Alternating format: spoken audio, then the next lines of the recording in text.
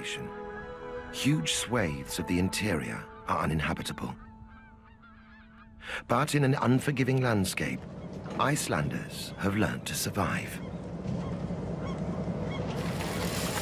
Instead of farming the barren soil, they harvest the seas. Instead of escaping the wilderness, they're harnessing its power.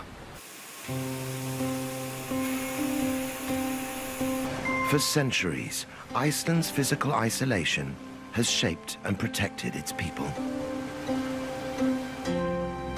They've developed a unique and homogeneous culture. Their language is as pure as that of their forefathers, the first Viking settlers.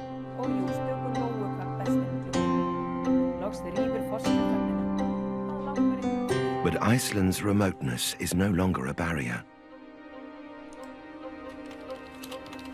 The outside world has arrived, and it's a world in a state of flux.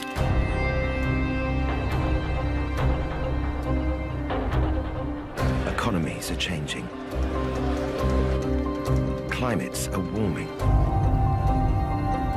And energy is a commodity that everybody wants. In commerce and in culture, Iceland is already a global player. In a language learned, no one was listening. This far-flung island has the power to make an impact across the whole world. I'm sure, and this I believe in. This is the path it chooses will affect us all. Oh my God, I'm losing it.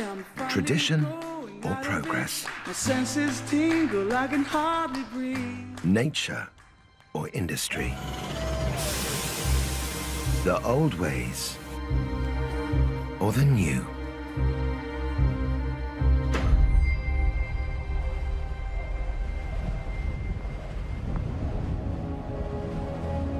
Iceland is one of the least populated countries on Earth,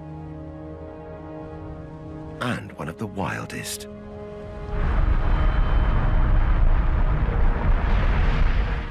A geological hotspot. Iceland also straddles one of the world's most volatile geological features, the Mid-Atlantic Ridge. It's a massive tectonic plate boundary, and it splits Iceland in half. As the tectonic plates pull Iceland apart, magma rises to fill the space. It's this volcanic activity that's forged Iceland's bedrock, and its construction is far from over. Today, the island boasts more than 100 volcanoes and more extreme geothermal activity than any country on Earth. Isolated from the outside world, Iceland's volatility usually goes unnoticed, until nature chooses to remind everyone of its awesome power.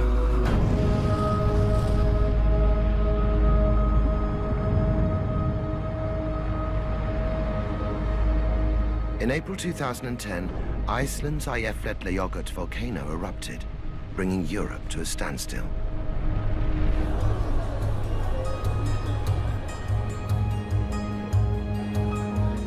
Worried that the volcanic ash would cause jet engines to fail, aviation authorities cancelled thousands of international flights. As the costs ran into billions of dollars, the world looked for an explanation.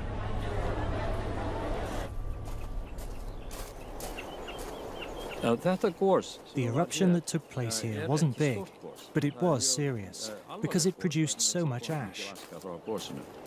Haraldur Sigurdsson is a world expert in volcanology, living in one of the most volcanically active regions on Earth. Iceland has been inhabited for more than 1,100 years. People have lived with eruptions and felt their effects. In Iceland, it's so common, people regard it as an everyday thing.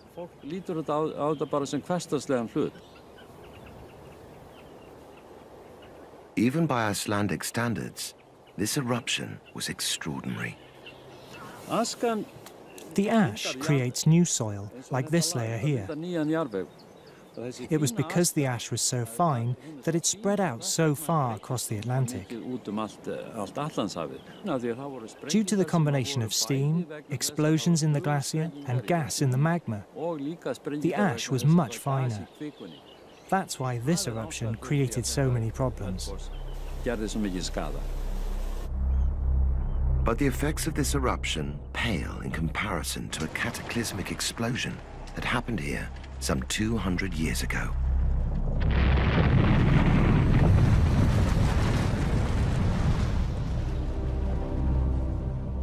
These are lava fields at Eltrian. The moss-covered lumps are scars left by the flow of molten rock. The lava spewed from La Cagiga, a tectonic fissure that erupted in 1783, creating one of the biggest volcanic events in history. For 8 months, deadly ash and lava engulfed the island, killing a fifth of its population. The ash cloud spread far, plunging the world into darkness and famine.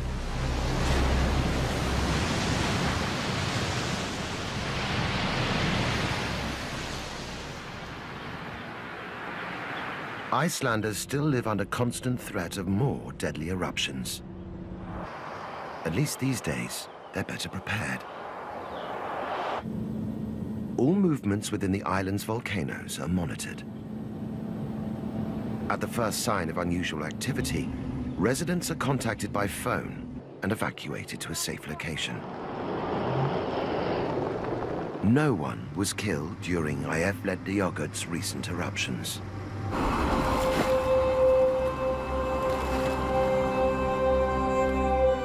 In the shadow of volcanoes, Icelanders have learned to survive. Though the country's interior is so barren, most Icelanders are forced to live on the edge, in coastal towns and cities. Reykjavik is home to nearly 40% of the population. The world's most northern national capital, the city gets just 4 hours of daily sunlight in winter and almost round-the-clock daylight in summer. Reykjavik's natural harbour is the cornerstone of its wealth, a commercial gateway and trading hub for the country's traditional produce. Fish is Iceland's superfood. It's the country's most lucrative export, and the one resource that's enabled Icelanders to survive.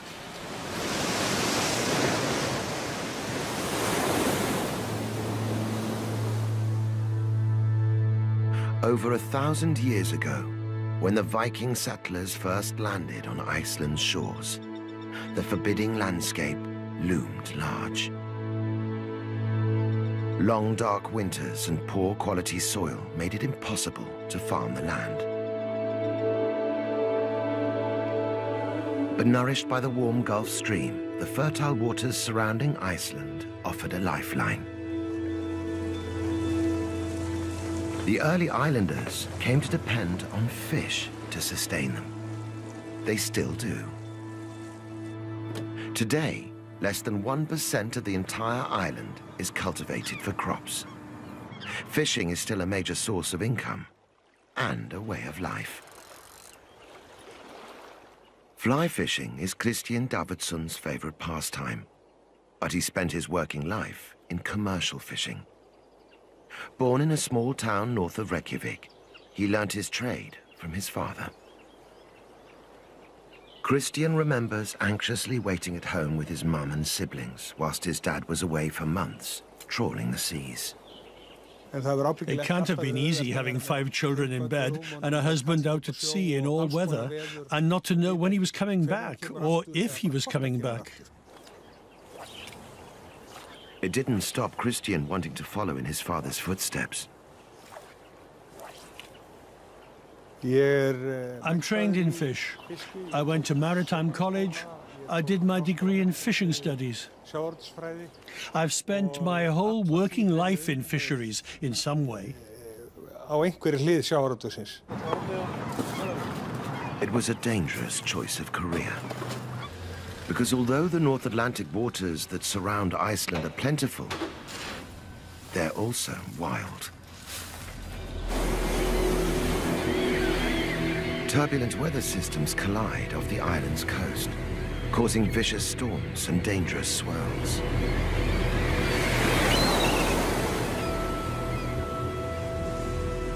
Over centuries, Icelandic sailors have learned to respect the ocean's power and to ask God's help to sail it with a prayer. Iceland's coastline is peppered with churches.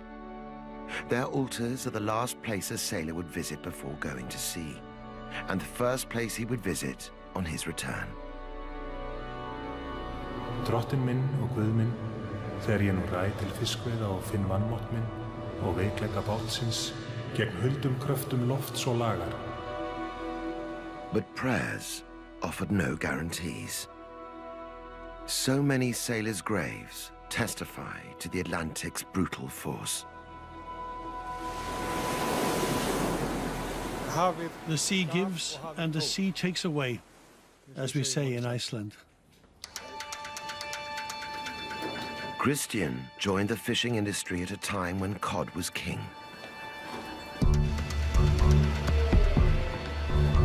In 1991, over 1 million metric tons of fish were caught in Iceland's waters. Reykjavik evolved from rustic town to vibrant export capital. But the world that was buying Iceland's fish was changing. Banks were going global.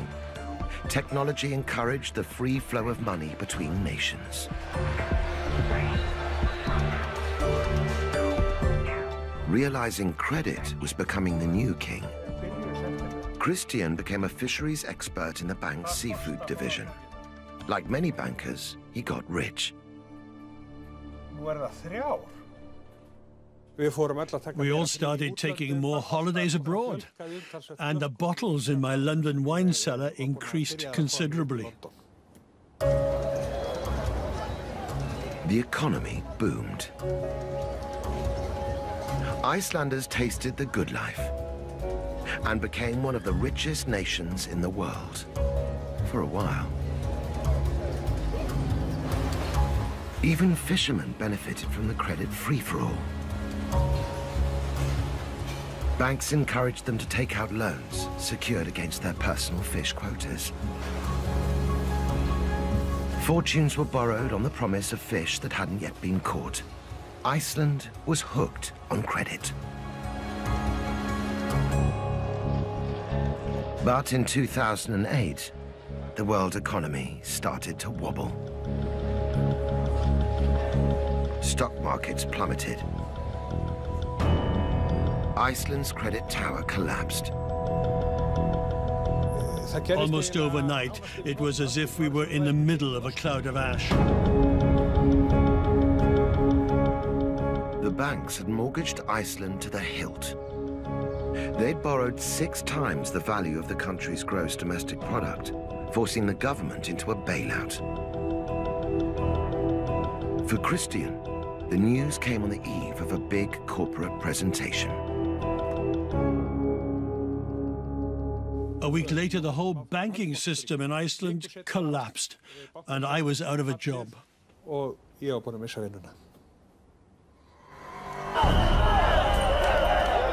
Within 6 months, unemployment rates increased 5-fold. Impoverished Icelanders took to the streets. The kitchen revolution became one of the most violent protests in Icelandic history. Ousting the government that had led them down the path of ruin, the islanders demanded a return to traditional values.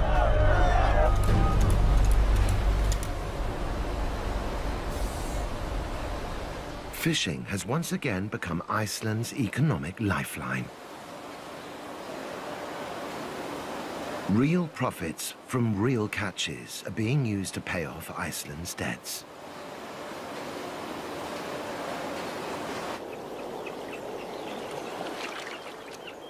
Christian, too, has returned to what he knows best. He started a fishing consultancy company, providing advice to fisheries worldwide. But it's a long road to recovery.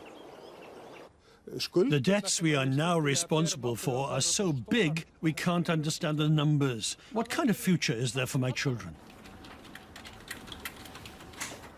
The more Icelanders engage with the outside world, the more their own world will change.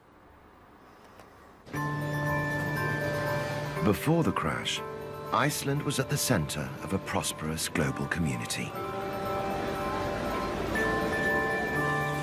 Its economic collapse propelled it back into the remote North Atlantic.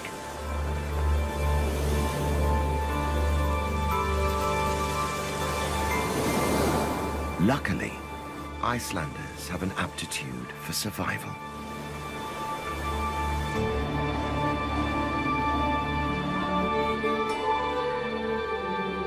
Centuries of living in an ever-shifting wilderness made them resilient. 1,000 years of isolation shaped the national character. With no neighbors to call on, Icelanders learned to be self-sufficient. With nowhere to run, they learned to endure.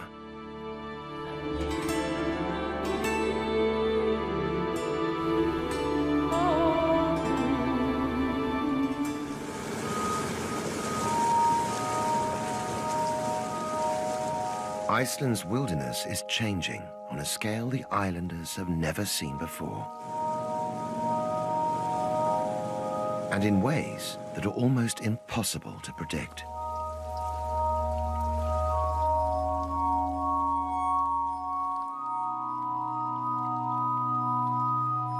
In a land of snow and ice, the effects of global warming are easy to see. The glaciers that cover 11% of Iceland's landmass are melting.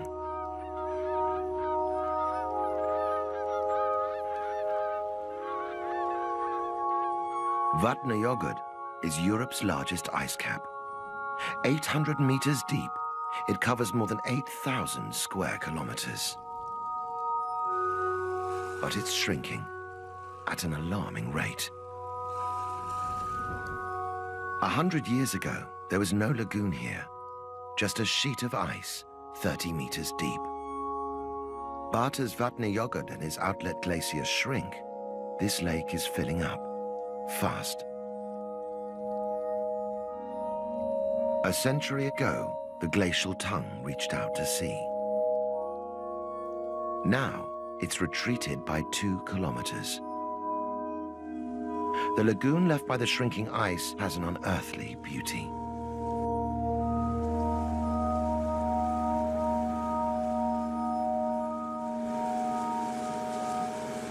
Tourists come to watch this spectacle of global warming happening before their very eyes.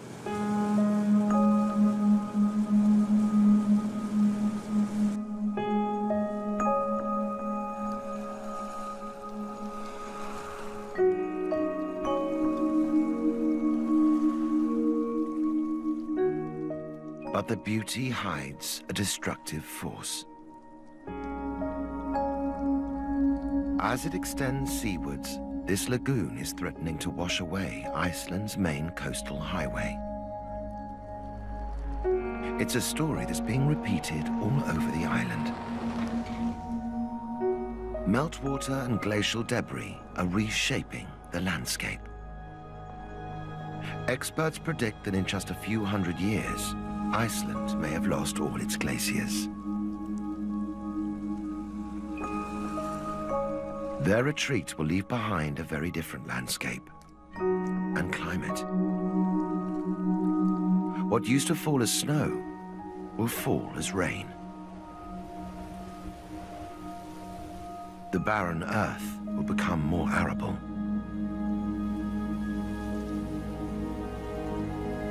and sediment washed down from the mountains will transform the coastal ecosystem. As the world warms, Iceland's isolation is melting away. Icelanders are preparing for a very different future, in which the demands of the outside world are a driving force.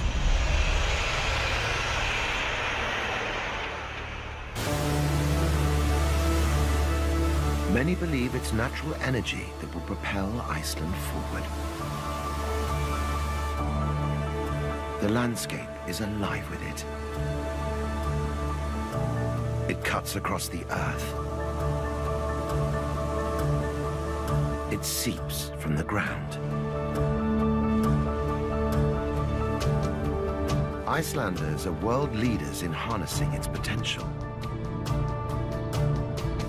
Almost all homes are heated by geothermal energy.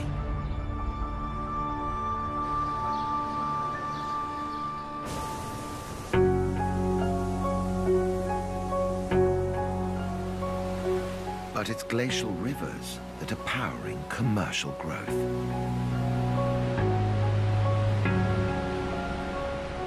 Fast and furious, their potential to generate hydroelectricity is massive, and industrial prospectors are queuing up to harness it.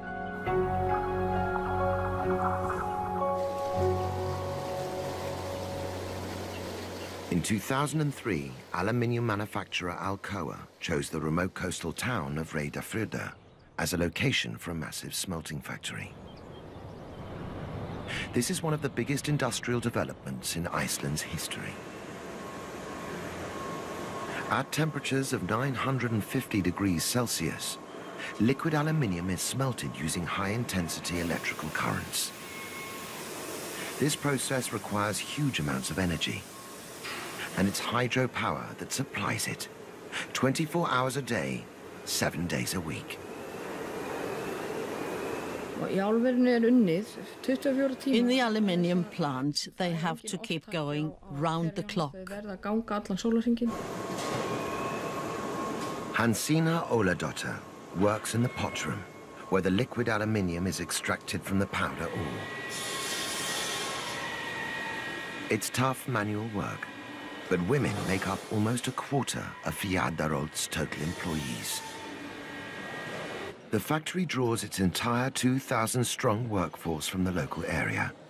It's shift work, the hours are long, but people aren't complaining.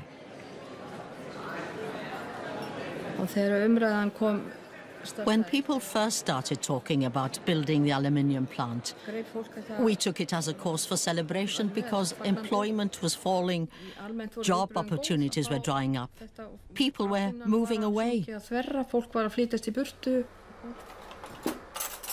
Before the factory opened, Hansína worked in a kindergarten and her husband in a local fish factory. With 2 teenage children to care for, life was a struggle. My husband never knew what he was getting.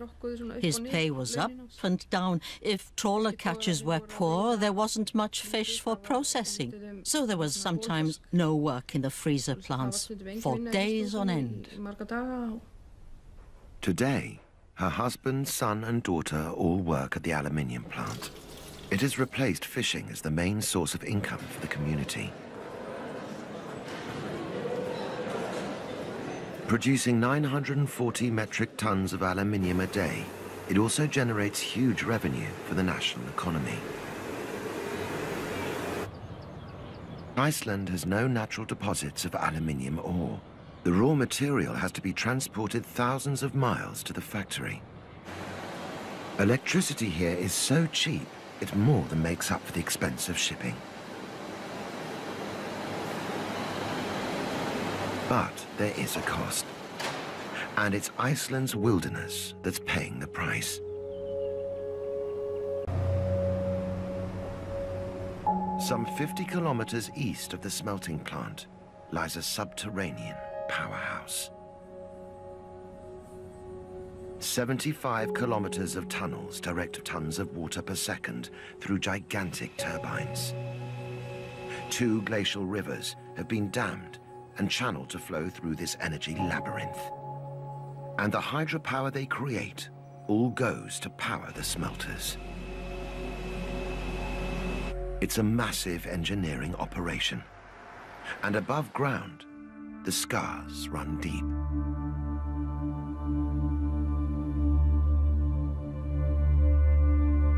This is Kauranuka Dam. Water that powers the aluminium smelter pools here in a reservoir 25 kilometers long. At nearly 200 meters high, the dam wall is the biggest of its kind in Europe, and one of the most controversial. The proposal to build the billion-dollar project triggered national outrage. Icelanders were appalled that one of Europe's largest unspoiled wildernesses was to be drowned in the name of industry. Protesters camped out at the construction site. They rallied huge international support. But they couldn't stop the march of progress. The dam and the aluminium factory are now a concrete reality, transforming the landscape and transforming lives. Factory work has thrown the community a lifeline, but not all the change is good. Anti-social working hours are having an unexpected impact on domestic life. Shift workers like Hansina are finding it difficult to keep up with friends and family. Those of us who work for Alcoa are sort of lost. We leave here at 7 in the morning and get back 9 o'clock at night. People don't dare phone or visit because they think we're either working or asleep.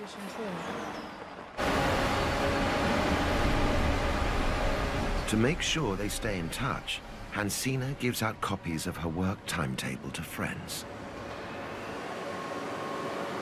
With the collapse of the banks, if it hadn't been for the aluminium plant, we would probably have gone bankrupt. Now the future is bright.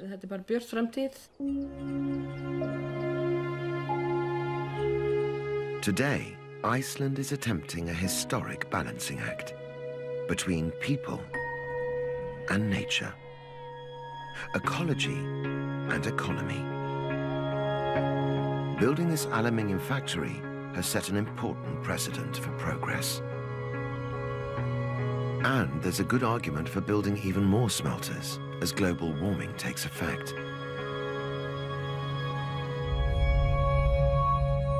Fed by fast melting glaciers, rivers will see surges in water flow. And their hydropower potential will dramatically increase. It's a great window of opportunity, but it's brief. Experts predict the surge will last 50 years or so, after which it'll fade to almost nothing as the glaciers that feed the rivers dry up. Many believe industrialization isn't Iceland's only option.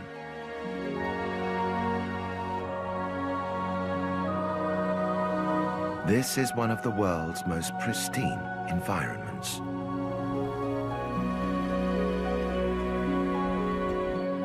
One of the most sparsely populated countries on Earth. Parts of the island are so off the beaten track, they've yet to be named.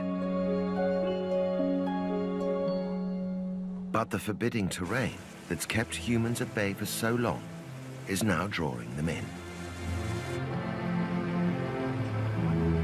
Today, visitors come to be amazed at Iceland's extreme beauty and the creatures that inhabit it.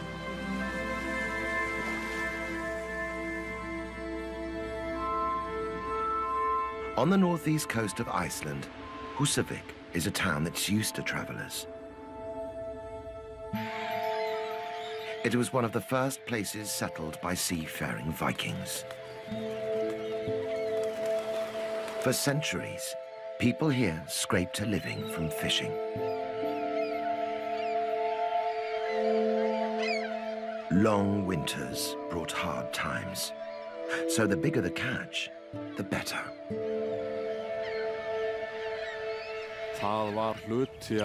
It was part of the culture here in former times that people went and got whatever food they could find. Minke whales, dolphins and porpoises.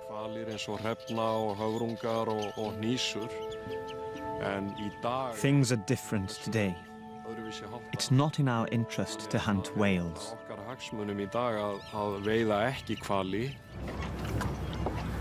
Today, Húsavík has reinvented itself as the whale-watching capital of Iceland.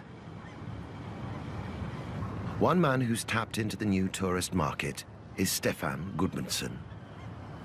For 10 years, he's run Gentle Giants, one of Húsavík's leading whale-watching companies. Stefan's no stranger to sailing. I started going to sea with my father at the age of 5, and I've been at sea ever since. I'm the direct descendant of fishermen going back 150 years. Although born and raised in Húsavík, Stefán, like many islanders, left to pursue his maritime studies.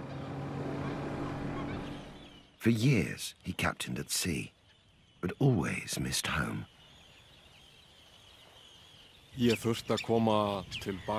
I needed to come back. My roots are here. I've always loved nature, fish, birds and whales. I can completely lose myself in it.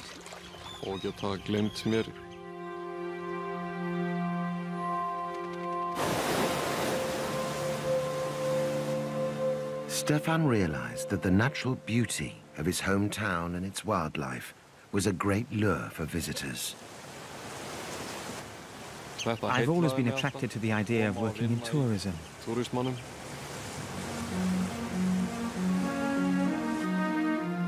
He and his friends converted an old whaling boat and set sail.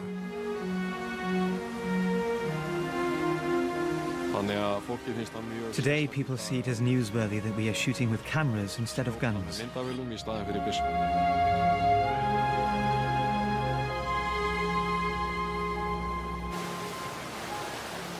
Gentle Giants is one of the many companies that ferry tourists from Húsavík out to sea to view one of nature's most breathtaking sights.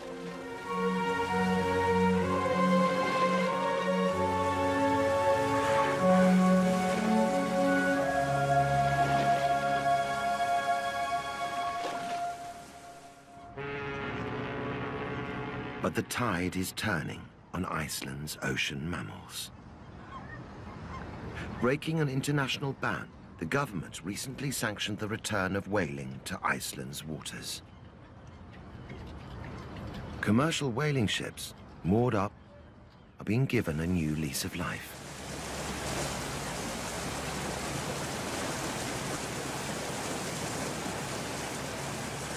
It's legal once again to kill the remarkable creatures which the tourists come to watch.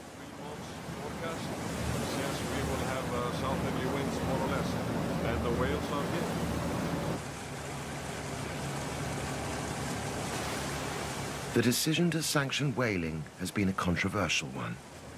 To Stefán, it makes little sense. We can make more money from watching whales than from killing them.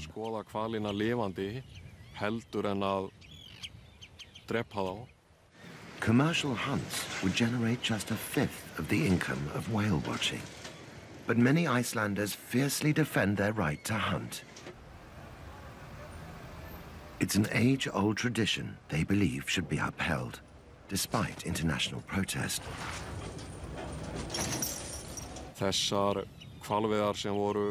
This whaling that we used to do and that still goes on, I see this as a sort of political statement.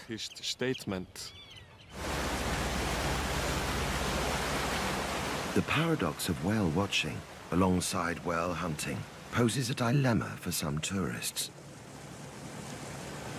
If they stay away from Iceland in protest, it could spell disaster for Húsavík.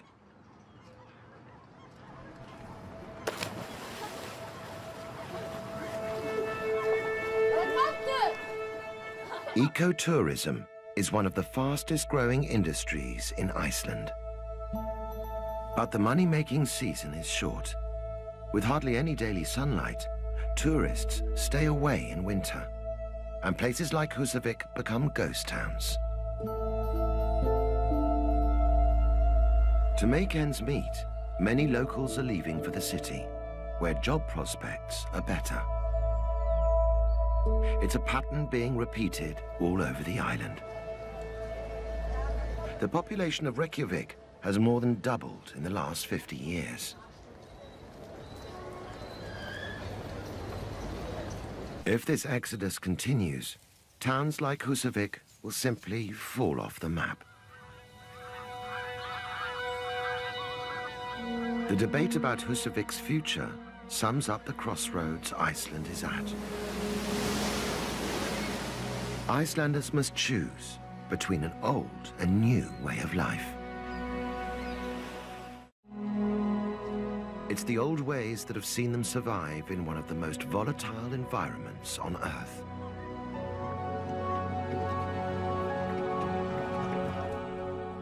But though remote, Iceland is no longer alone. Technology has brought the global community ever closer. And Icelanders are learning to communicate with it in their own distinct voice. In a language learned, no one was listening.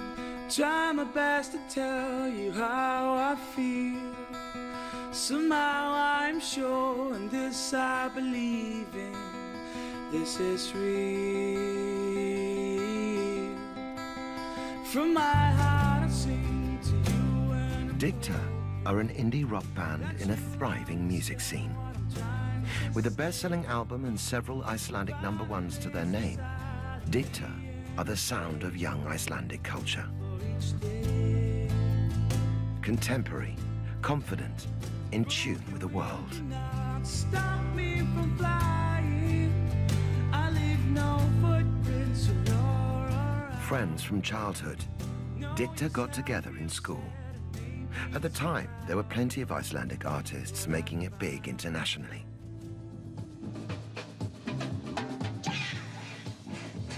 Björk and Sigur Rós opened doors for Icelandic music abroad. It's simply unbelievable that a country of 300,000 people can boast two such successful artists. Dicta are part of a new generation for whom city life is the norm. Reykjavik boasts one of the most vibrant music scenes in Europe. But even here, opportunities are limited.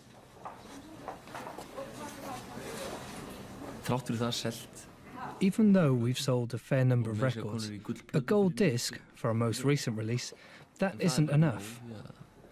Only a tiny number can make a living from music because the market's incredibly small. A gold disc is 5,000 copies. All the boys work full-time outside of the band. There are 2 teachers, a pilot, and a doctor.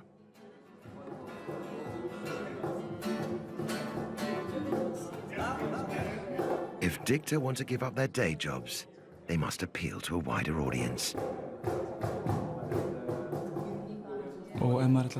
If you're looking to extend beyond the Icelandic market, which most people do, because the Icelandic market is so small, then it helps to sing in English, because it's an international language that most people understand. Many Icelanders are bilingual.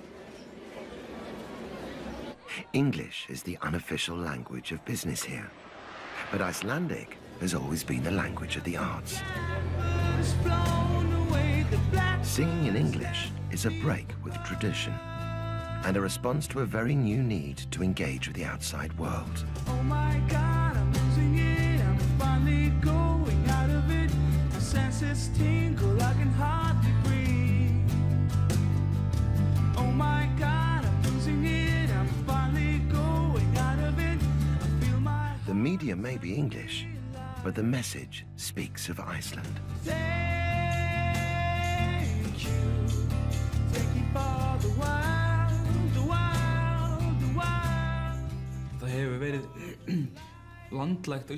There's a common phrase we use. It'll work out. Just dive in and do something. We're just going to dive in. We're just going to do it, but do it well. And we're not going to think too much about it. Thank you for the life, for making me see inside of me.